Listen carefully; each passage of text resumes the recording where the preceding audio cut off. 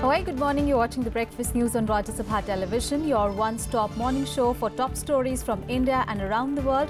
I'm Aishwarya Kapoor and here are the headlines. Prime Minister Modi pushes electricity for all with the Saubhagya scheme to provide last-mile electrification in even the remotest pockets of the country. Government sets a target of complete electrification by 31st of March 2019.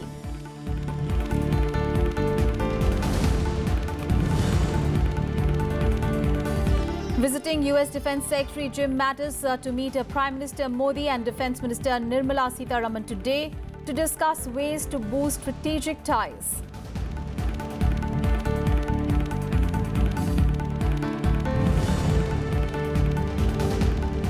India drives home a point on cross-border terrorism at the United Nations, shows image of martyred Kashmiri army officer. This after Pakistan tried to pass off Gaza girl as Kashmiri.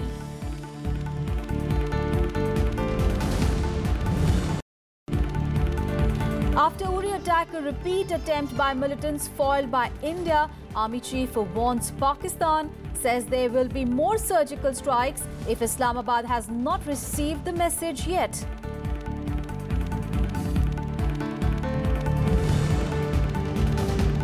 And North Korea accuses US of declaring war, says it has the right to shoot down US warplanes even if they're not in its airspace. Pentagon warns Pyongyang to stop provocations.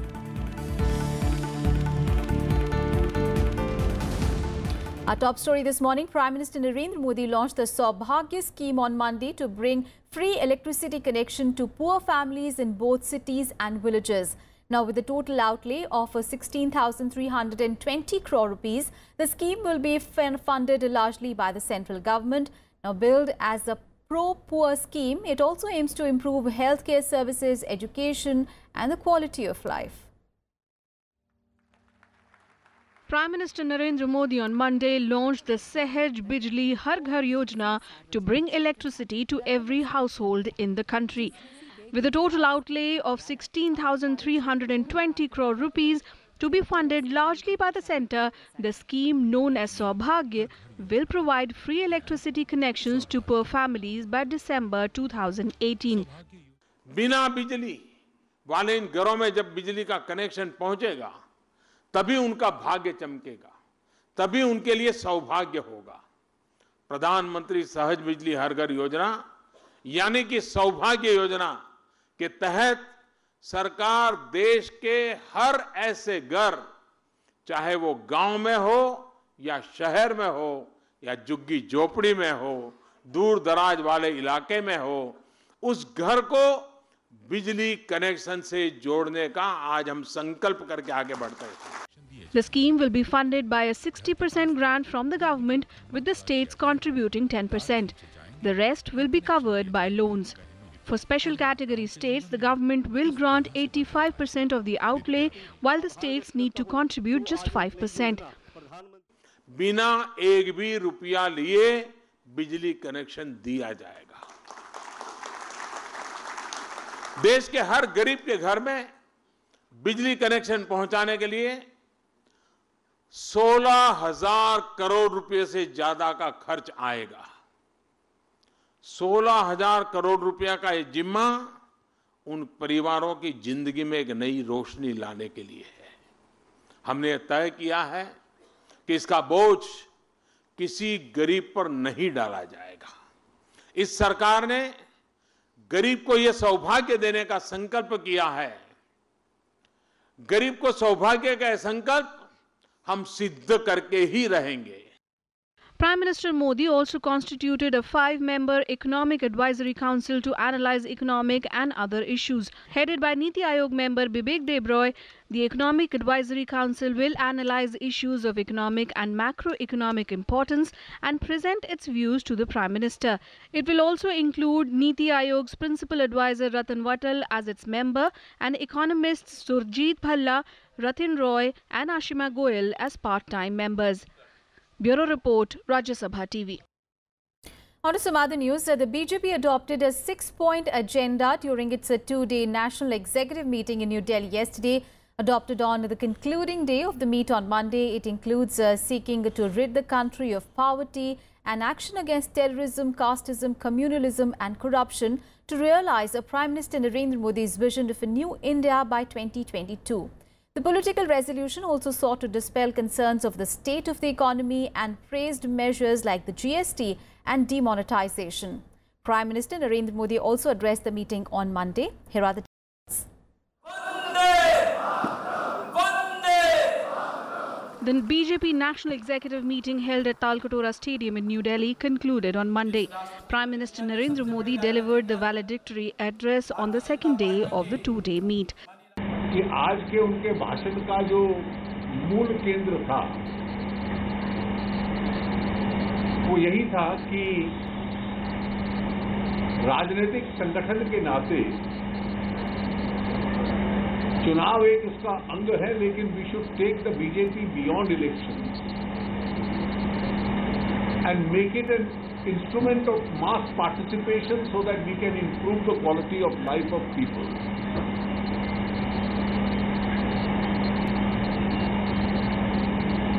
इसमें उन्होंने कई उदाहरण दिए कि जब तक राजनीतिक कार्यकर्ता उस जन भागीदारी में हिस्सा नहीं लेते तब तक वो कार्यक्रम पूरी सफलता की ओर नहीं जाते. विपक्ष का उन्होंने जिक्र किया दो संदर्भों में. पहला ये कि जब वो सत्ता में थे तो सत्ता उनके लिए उपभोग था. वो उपभोग की साधना थी और इसलिए विपक्ष में कैसे रहना है ये उनको समझ में नहीं आ पा रहा. Addressing the meet, senior BJP leader and Union Minister Nitin Gadkari apprised the BJP workers about the political and economic resolutions passed by the party. He informed that the building of New India will be completed by 2022. Elimination of poverty, access to good health services and focus on cleanliness will be the topmost priorities of the government.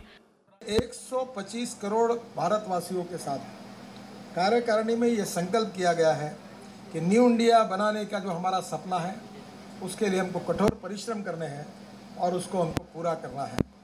अब इस new India को बनाने के इस सपने को हमें कोई रोक नहीं सकता. ये सपने के जो 6 प्रमुख बिंदु हैं जिसका जिक्र इस प्रस्ताव में किया है और जिस बिंदुओं पर सरकार भी काम कर रही है और पार्टी भी काम कर रही है और दोनों के बीच में समन्वय है, वो है गरीबी से मुक्त भारत. जो नया भारत होगा वो गांव गरीब मजदूर किसान की गरीबी दूर होगी. Gadkari also spoke about the government's emphasis on skill development and currency planning. Issues like the Doklam standoff, Pakistan-backed terrorism, triple talaq and action against separatists in Kashmir were also discussed. पूर्ण बात यह है कि चाहे international forum पर कहीं भी कोई कॉन्फ्रेंस हो, हमारे प्रधानमंत्री की और विदेश मंत्री की यह सफलता रही है कि हमने आतंकवाद के विषय को एजेंडा में लाया है. अभी चाइना में ब्रिक्स में भी आपने देखा होगा और पाकिस्तान के आतंकवाद फैलाने वाले पाकिस्तान के सहयोग से जो बढ़ रही है ऐसी संस्थाओं पर जो प्रस्ताव पास हुआ है उससे ये तय हुआ है कि प्रधानमंत्री जी ने पूरे विश्व में आतंकवाद की एजेंडा को प्राथमिकता देने में उनकी बात को उन्होंने दुनिया को समझाया. Earlier, Prime Minister Narendra Modi and Party President Amit Shah inaugurated the meeting. The meet was held on the occasion of the birth anniversary of RSS ideologue Deen Dayal Upadhyay. उन्होंने एक राजनीतिक महत्व इस कार्य समिति का कि दीनदयाल जी की शताब्दी के अवसर पर यह है और इसीलिए ये एक्सपेंडेड वर्किंग कमेटी है. At least 2,000 MPs and MLAs besides the party's core group of leaders from the states attended the meet. Panchanad Mishra's report for Rajya Sabha TV. On to the other top story.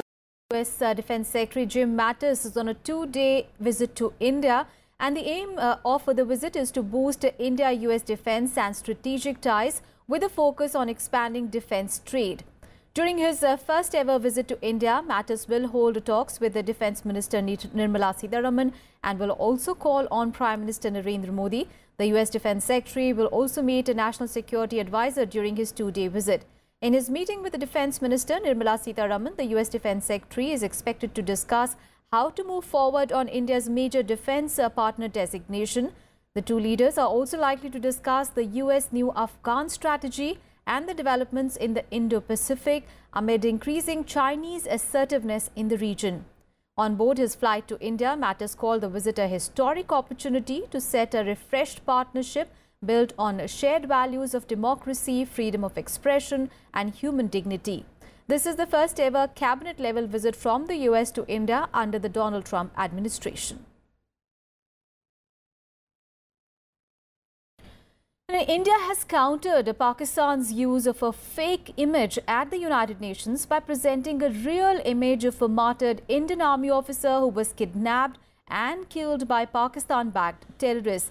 Now, exercising her right to reply, Poulomi Tripathi, the youngest diplomat in the Indian mission to the United Nations, presented the photograph of Lieutenant Umar Faiz to the UN General Assembly, saying that this is a true picture. She told the United Nations that Fayaz was a young army officer from Jammu and Kashmir who was kidnapped in the month of May and was brutally tortured and killed by terrorists. Poulomi also said that Pakistani envoy Maliha Lodi had misled the General Assembly by displaying a photo of a girl from Palestine that was taken by an American photographer in July 2014. She added that the fake picture was used to spread falsehoods about India. Umar Fayaz was kidnapped at a wedding celebration. He was brutally tortured and killed by Pakistan-supported terrorists in May 2017. This is a true picture. It portrays a harsh and tragic reality, a picture of terrorism emanating from across our borders that the people of India, especially in the state of Jammu and Kashmir, have to struggle with every day. This is the reality which the permanent representative of Pakistan sought to obfuscate. And on to some other news. In a strong message, Army Chief General Bipin Rawat has warned Pakistan of more surgical strikes if needed. Army Chief's statement comes a day after the security forces foiled a major suicide attack in the Kashmir's Uri sector, killing 4 terrorists. The Army Chief also said that India had a range of retaliatory options available to thwart nefarious designs of its neighbour, like it showed through the cross-border surgical strikes a year ago. General Bipin Rawat further added that surgical strikes will be carried out if Islamabad does not desist from promoting cross-border terrorism.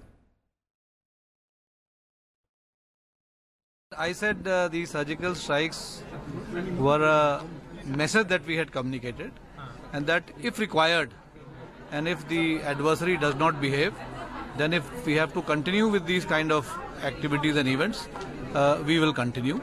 But there are other ways of doing these things also. It did not take the same form.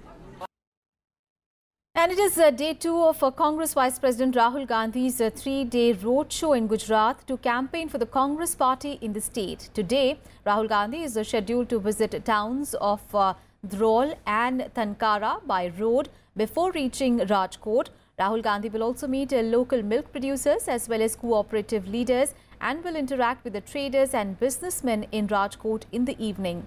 On Monday, Rahul Gandhi started his party's campaign in pole-bound Gujarat by visiting Dwarkadhish temple in Dwarka and also meeting workers and supporters at the Bhatia village. He was accompanied by Gujarat Congress president as well and the state party in charge as well. Addressing a gathering in Dwarka, Rahul Gandhi criticized the government's implementation of initiatives like demonetization and the GST. He alleged that these measures destroyed the economy of the country and it affected the lives of poor farmers and small traders. The BJP, however, has termed Rahul Gandhi's visit as dramatic and laughable. BJP spokesperson has said that Rahul Gandhi's campaign will boomerang on the Congress and ensure another victory for the ruling party. पता नहीं क्या कारण था, नरेंद्र मोदी जी ने बिना किसी से पूछे हिंदुस्तान की इकोनॉमी पर जबरदस्त आक्रमण किया और वहां नहीं रुके। छोटे दुकानदार, छोटे व्यापारी, उनको जबरदस्त चोट लगी और फिर GST I. Vice President M Venkaiah Naidu is on a two-day visit to Karnataka and Gujarat.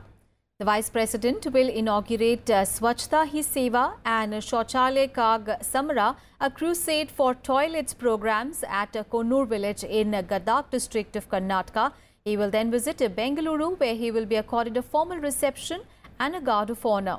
In the evening, the Vice President will meet with the visitors and delegations at the Raj Bhavan in Bengaluru. On Wednesday morning, the Vice President had visited the Indian Institute of Science, where he had interacted with the students. After the visit, he will leave for Gujarat, where he is scheduled to lay the foundation stone for water and irrigation projects. Sana.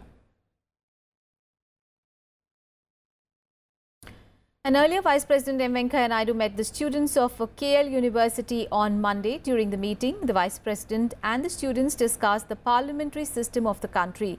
They also discussed about the powers of the President and the Vice President and the protocol of the Prime Minister. And these students are studying at the IAS Academy at the university in Andhra Pradesh's Guntur district.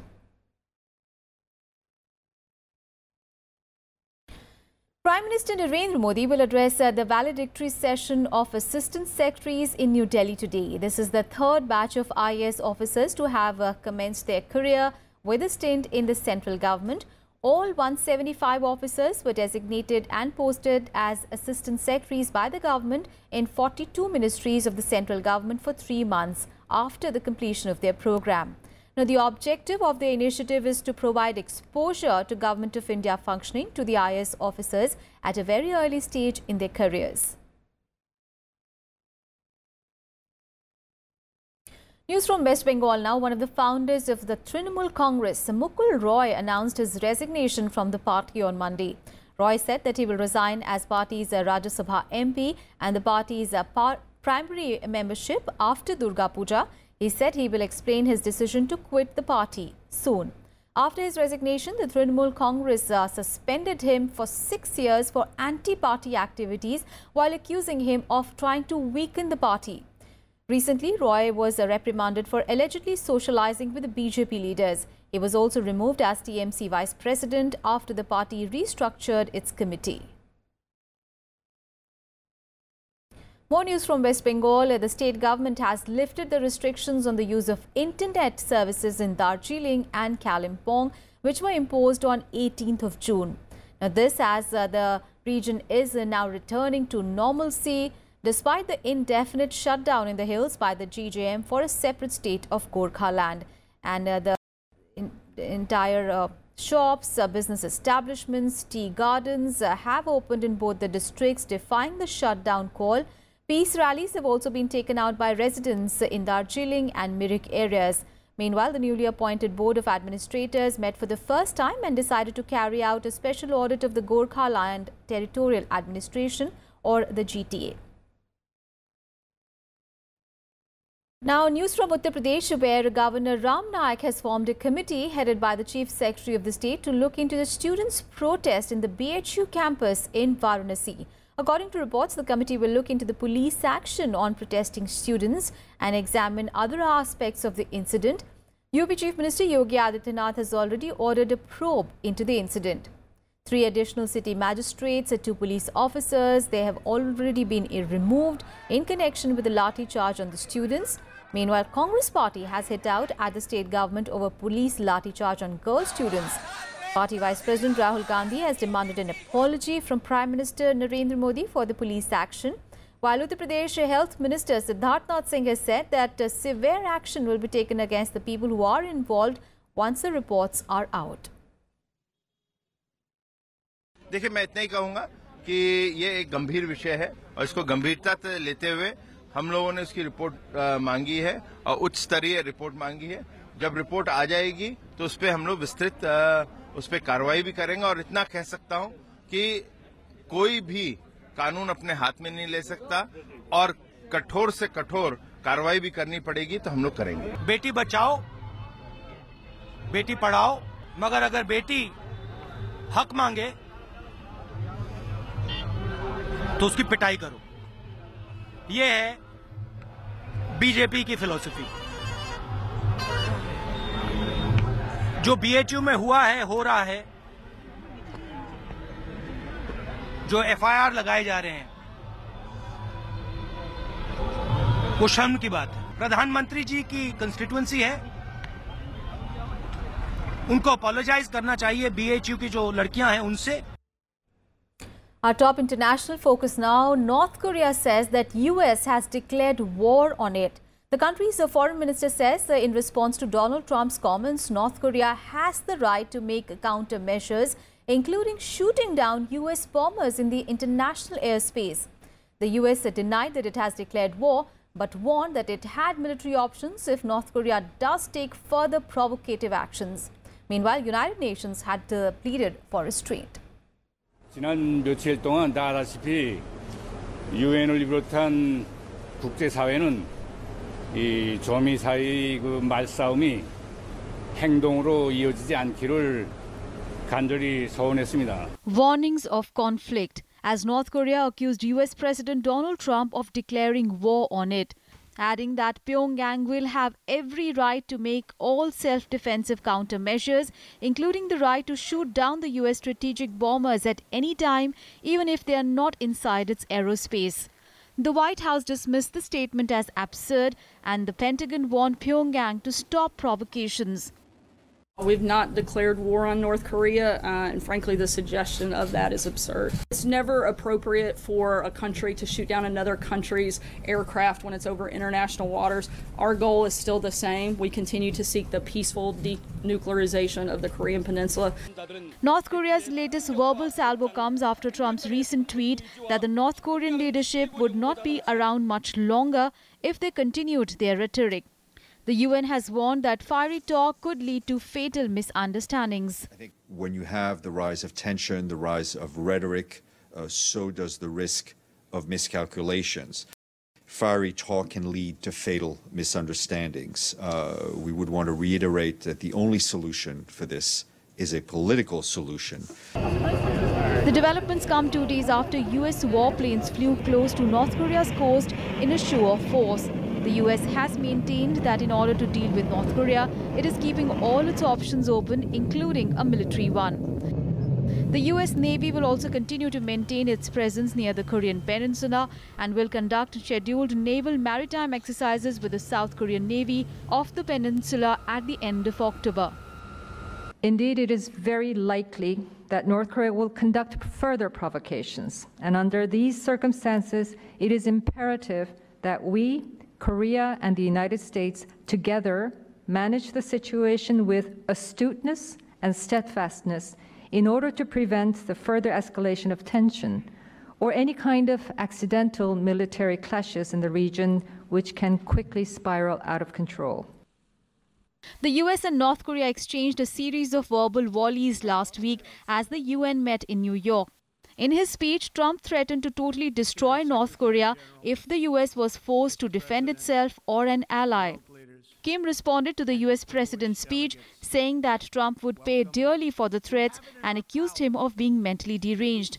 North Korea has continued to carry out nuclear and ballistic missile tests in recent weeks in defiance of successive rounds of UN sanctions. Bureau Report, Rajya Sabha TV. And now an update on Hurricane Maria that has left a trail of widespread devastation in the Caribbean as it heads towards North Carolina now. The situation remains grim in Puerto Rico days after the strongest storm hit the United States island in decades, and that left hospitals flooded and strewn with rubble. With Puerto Rico's power completely knocked out by the hurricane, the hospitals are dependent on diesel generators to keep the neediest patients alive. The Disaster Medical Assistance team of the U.S. Department of Health and Human Services is setting up makeshift hospital units, but the situation only seems to be getting worse. Meanwhile, flooding continued to cause damage in the Dominican Republic as well, days after Hurricane Maria lashed the eastern and the northeastern coasts of the country. Thousands of people are still out of their homes, with almost 1 million without water.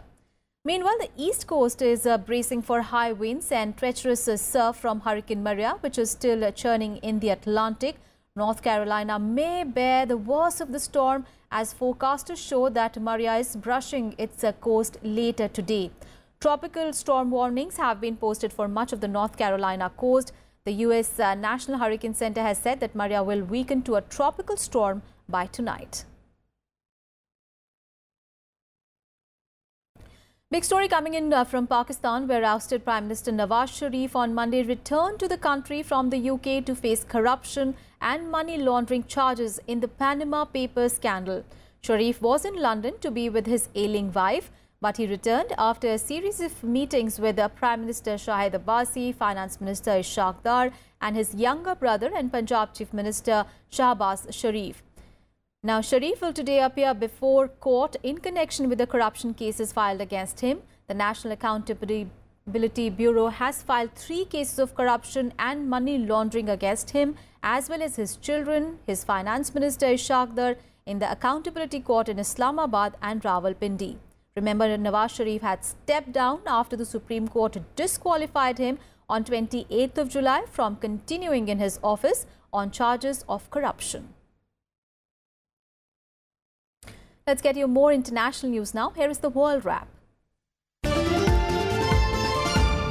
Nearly 50,000 people have been evacuated from the fear of an imminent volcanic eruption on the Indonesian resort island of Bali.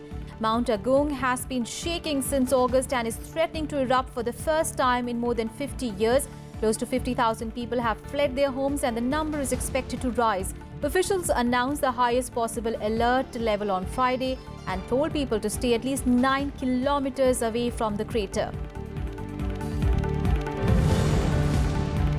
Russia is committing grave human rights violations in Crimea, according to a report by the United Nations. The UN Human Rights Agency says that it has documented arbitrary arrests, torture and at least 1 extrajudicial execution in the region. Russia has dismissed the report as unjust and as well as biased. Remember, Russia annexed the peninsula from Ukraine after the country's pro-Russian leader was overthrown in 2014. Myanmar troops are searching for dozens of missing Hindu villagers feared dead. This after the discovery of a mass grave of 28 corpses in the Rakhine state. The army says that it was the evidence of a massacre by the Rohingya Muslim militants. Rakhine was plunged into crisis after Rohingya militants raided the police posts last month, unleashing an army crackdown that has displaced hundreds of thousands of civilians. And German Chancellor Angela Merkel has said that she wants to win back the votes who had deserted her party for the right-wing nationalist AfD party. Anti-immigrant, anti-Islam party AfD won its first parliamentary seats in Sunday's election. Merkel is set for a 4th term in office despite heavy losses for her party. She now faces months of coalition talks to try to form a stable government. And finally, ace Indian badminton player PV Sindhu has been recommended for the prestigious Padma Bhushan Award by the Sports Ministry.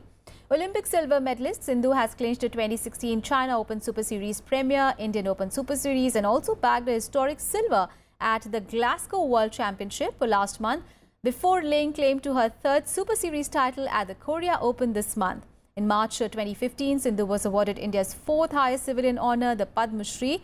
Sindhu has expressed her happiness over her nomination for Padma Bhushan and has thanked the Sports Ministry for it.